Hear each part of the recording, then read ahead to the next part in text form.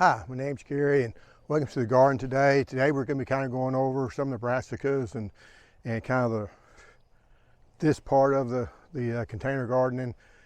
We're going to be doing a little planting and things of that nature. Have switched a few things up. I guess first thing I'm going to talk about is the loquat tree, just show you how it's coming along. It's starting to push up its blooms. It has not bloomed yet, but once these blooms, you're going to have, it's not going to really want to get below 26 degrees. And then whenever they put the fruit on, you don't want to go below 28 degrees. And this is in the ground. So it has made before. I think it made a crop late. And those are the ones that survived. Because one year the Christmas freeze came in and it got down to, 11, 12, maybe 13 at the highest that day. The one night that got cold that year. And killed a lot of satsuma trees and all that. I gave up on it. I didn't even look at the tree. And then sometime in, I think February or whatever, I got to look at it. It had some loquats on it. So I'm just assuming they bloomed late because they cannot take that kind of temperature. Last year we got some low temperatures and it wiped out the whole crop. So everything I had that was in ground did not make it. It tends to be what loquats do. You probably make one every 3 or 4 years. When you plant them in the ground. I do have some in containers I can bring in the garage, and those did make last year. So this here is the peach tree. This peach tree is pretty old. Been in the pot for a long time. I think it's one that's like 10 or 12 years old. It's tropic snow, I believe. A white peach. It tastes really good, makes really early. It sometimes makes in late April or sometime in May. And like I say, it's went through it. Here's the main trunk. It's starting to bloom a little bit. They'll do that every year, but if you look at this branch right here, it's still got plenty of buds on it. Just to show you, anytime you look at a stone fruit and you see that little buds like this, you got one bud in the middle. It's hard to see. You got one here and one here. This one here and this one here is a flower bud. The one in the middle is for the leaves. Now this one has almost all buds on it. They're going to bloom. So all these here are going to bloom. Every one of them. Here's one. Okay, that right there. I don't know if you can see it. It's just a single bud. That's just going to be leaves. It's not going to produce any flowers. Same with that one. But this one here, you see in the two beside each other, that's going to be the flower buds. That's going to be the leaf buds. And you think, well, why is that important? The only reason that'd be important, if you go up there and you're going to buy a tree in the early, like February when they first come in, and you want a tree that's going to produce some flowers on it, and you're wondering, well, is it going to flower or not? So maybe it'll make some fruit that first year, which people recommend you not do. I think that's for stone fruit, peaches and plums. I recommend letting it fruit enough that the tree can bear it. I'm not saying you let the thing produce all the fruit it can, but it can still produce, 6 to a dozen fruits. See what the fruits taste like. That's not going to overtax the tree. That's for our southern gardeners. You're not going to stunt a stone fruit just because you have fruit on it.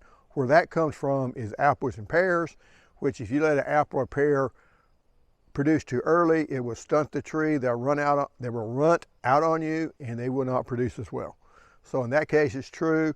Citrus is kind of true too. You really shouldn't, though I don't go by that either. But a lot of times, if you plant a citrus tree in the ground, the first flush of flowers you get, that fruit's probably not going to be any good. So you're better off to let that tree grow bigger, because it will slow that tree down if you allow it to fruit. It'll slow down a peach tree too, but we got a long growing season, so there's plenty of time for that peach tree to grow. So it's really not a problem. This tree over here was another one that's one of the either tropic snow or tropic beauty. It was kind of rotten in the middle. It got hit when we was moving it. This main trunk broke off, but this is still above the graft. The graft's somewhere down in here. I guess right here. So these are all root stocks that we'd take out, but this here is actually going to produce fruit. Again, it's blooming out, but you still got some buds that have not broken dormancy yet. So that's what we're hoping, that we'll have enough. There's the bee. Can you see it? would have enough buds to go ahead and make a good crop, because peaches will make about 10 times the number of fruit that you need unless something happens to it. So if we're losing some because they're blooming out early, that's not a problem. This here's the apium tree right here, trilite. You know, it looks okay. That's part of the oak tree.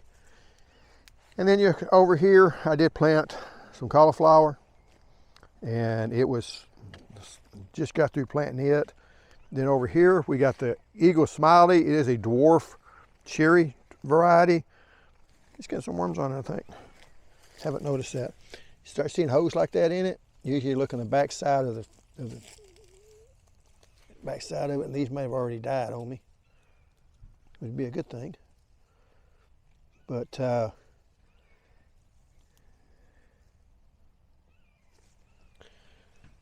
I'm seeing on the older leaves, so yeah, I think they did start, but I think they died off. Anyway, that's got fruit there. It's got some fruit on it, so maybe it still makes some. It's the only one that I planted from this spring that's still alive.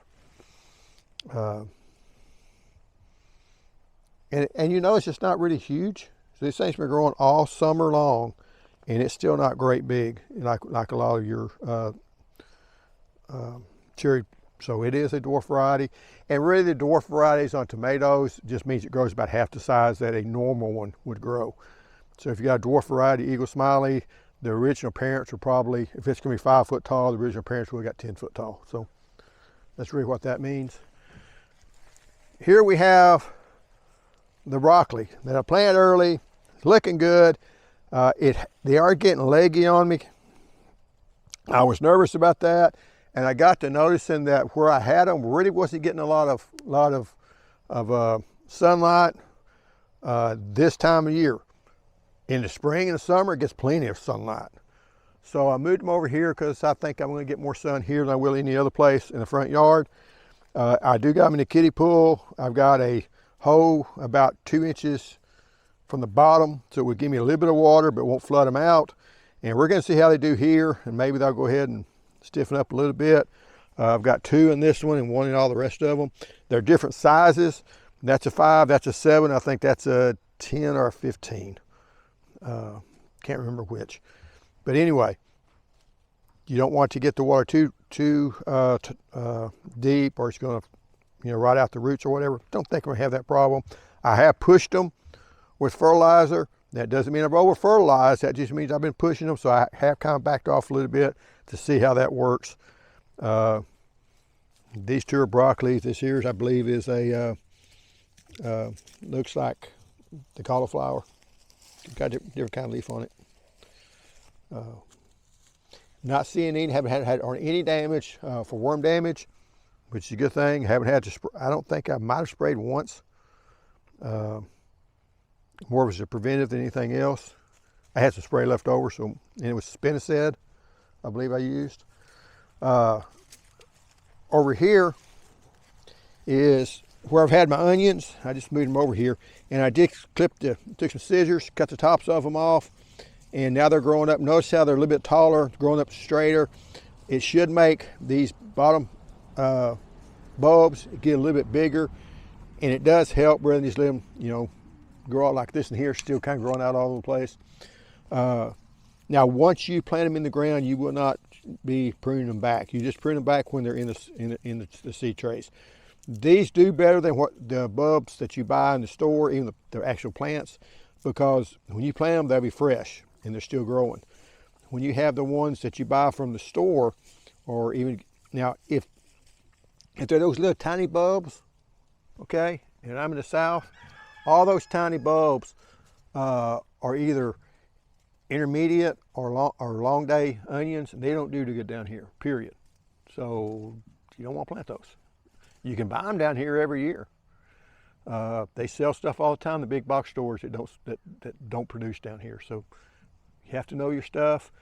A lot of times when they do have the plants that come in a bundle and I have the tops on them, those are probably short day onions that they're selling down here.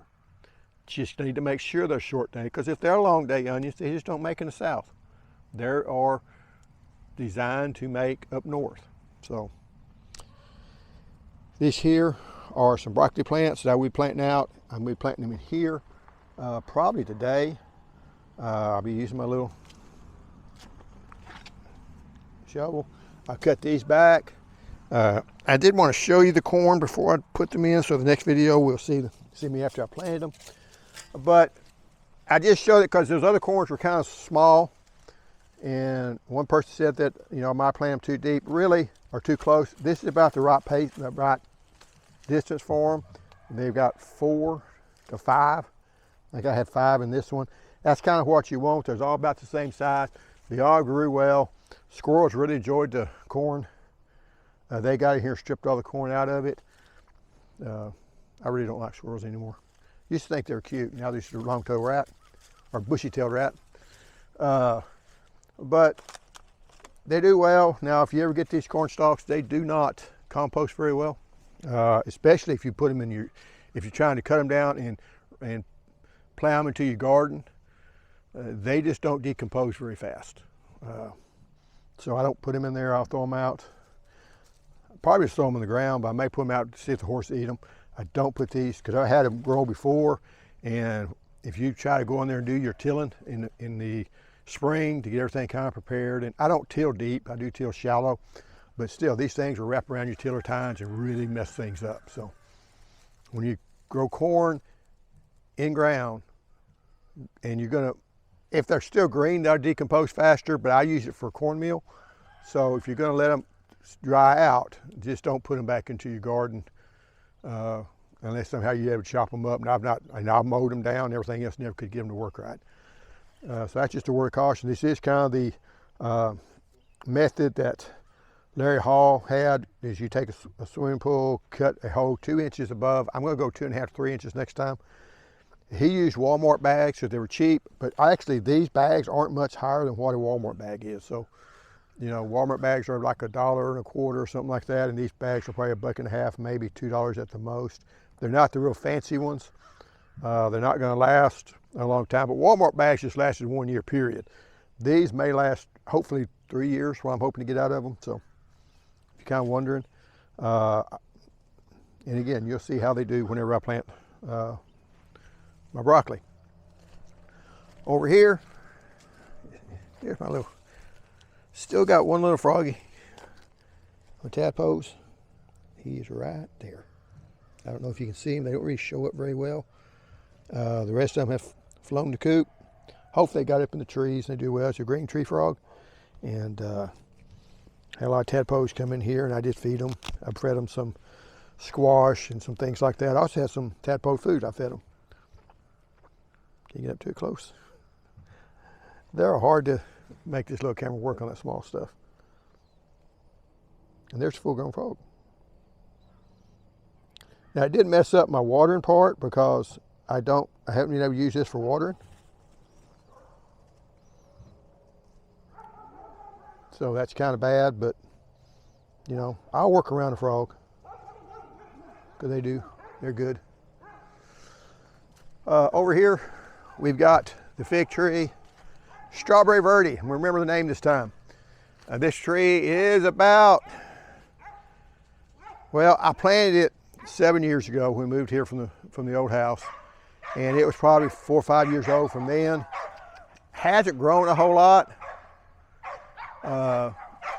You know, this year it grew about this much. You got the trees that's competing against it, but it is one of the smaller varieties. Over here we got the roses that I planted for my wife for her birthday. I do need to trim those up. They kind of got blowed over. Another fig here that's growing. I had a hard time with these figs in these containers. After 2 or 3 years, you start having problems with them. I think I got a little bit lax on the fertilizer because they want to grow too fast, and I think got too low. Anyway, but these are these 4 here came from antique roses. These other 2 came from roses from the big box store. I think I'm both from Walmart. I said this last video and I'll say it again. if you're going to get those, and it was those in a little plastic bag, if you're going to get those, get them when they first come in.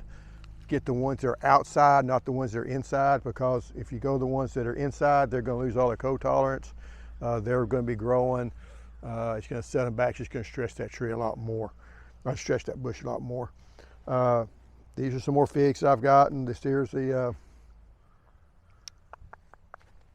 I know that, Papa John figs. These are some other type of figs. I don't know if I got this.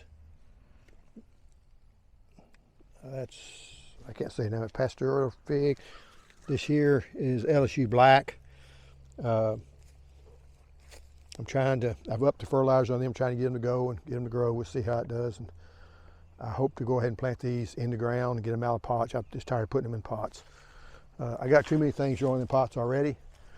Over here is the blueberries. That don't look good. But I have upped the fertilizer on them. I do need to get rid of that thing. But they're looking okay. I guess they got a little dry. Boy, that's heavy, so it should have water in it. Although this one tends to have, even though I repotted it, I think the lower part is a little bit older potting mix. It gets heavy because it collapses. This here Sweet Crisp here. That one over there, Sweet Crisp. This one here is O'Neill. And O'Neill is kind of funny because a lot of times O'Neill, once it loses its leaves, it'll actually put on its fruit. And sometimes the fruit will actually start ripening before it ever puts on its leaves, which isn't a good thing. But it's just kind of, because these are still in high bush, so they make really early. This is the newest one of the new ones that we got. They're a rabbit eye blueberry, so they won't pollinate the other ones. But these two here are both rabbit eye blueberries. One's Premier, I think one's Stiff Blue. Let's see. That's Premier, of course. And I might have lost the tag on this one. But anyway, it's another variety of rabbit eye blueberry. And I guess the last one I'm going to talk, well, I guess the last two things. This one here is lemonade tree, lemonade blueberry. Pink lemonade, I get it right here. Pink lemonade blueberry. That one is Roddenberry. This is a peach tree that actually comes from seed, and you plant the seed on it so you don't have to worry about where the graft is. It doesn't have a graft to it. And this is the pomegranate. I think the pomegranate didn't get quite enough water, and also didn't get enough nutrients to it, so it really suffered pretty hard. But it's coming back.